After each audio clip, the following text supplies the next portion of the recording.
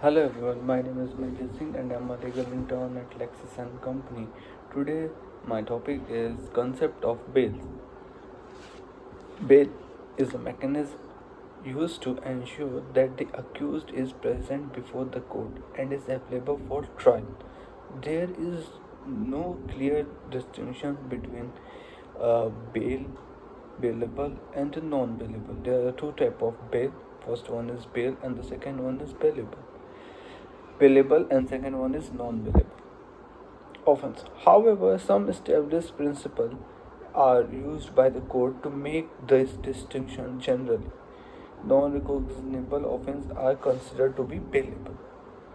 Now let us look over the difference between the bailable and non-bailable offenses. Non-bailable. If the offense committed is non-bailable, the police officer cannot himself grant bail to the accused. An offence is said to be non-bailable and when its punishment is more than 3 years. In such case, it is upon the court distinction whether to grant bail or not. Now, bailable.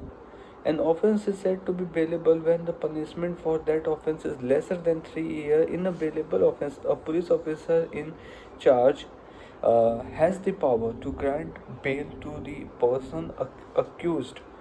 The right is subject to certain conditions which will be discussed later in this, which I will discuss later.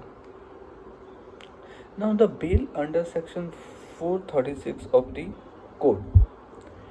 Uh, this section applies to only persons who are accused of committing a bailable offense, and according to this subsection, that is subsection 2, if a person does not comply with the conditions of the bail bond, the court can rearrest such a person or issue a summons or a warrant. A person is said to be indigent when he cannot give bail within a week of his arrest. Now, bail under section 437 of the code. Distinction when applied to a court of justice means sounds distortion guided by law. It must be governed by law, not humors, and should not be arbitrary work and fanciful. The probability of granting bail is inversely proportional to the gravity of the offence committed. It is important to note that the object of discussion during criminal proceeding is not punish the accused. Now, the bail under section 439 of CRPC. The distinction granted to the High Court to grant bail is very wide and remains unfettered by the section 437 of the Code.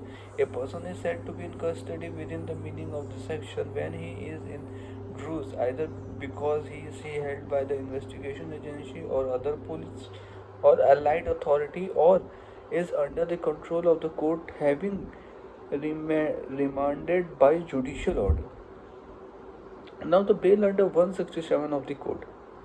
Uh, Section 57 lays down the procedure after a person is brought to court by the police. A magistrate has the distinction to commit such a person to remand or judicial custody. During this period of 15 days, the detention can fluctuate between the police remand and judicial custody as the magistrate prescribes.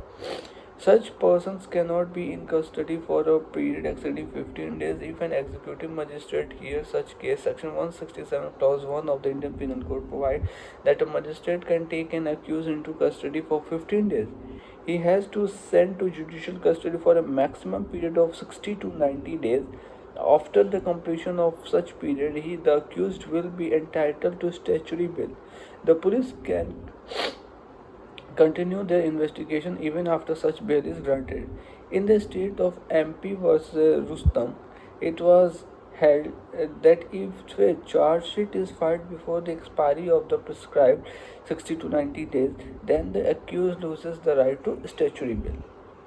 After going through all the bails under other sections, we can conclude that when a person is detained before the final judgment, there is a question on such a person's liberty as prescribed by the Article 21. There will always be conflict between the interest of the society at large and the personal freedom of accused. An excellent example of the principle that the court have to consider it explained in the case of Sanjay Chandra versus CBI. Thank you. This was all about the concept of bail. Please like, subscribe, and comment on my videos. Do comment your questions on the comment box if you have any question with regards to my this video or with regards to my previous video.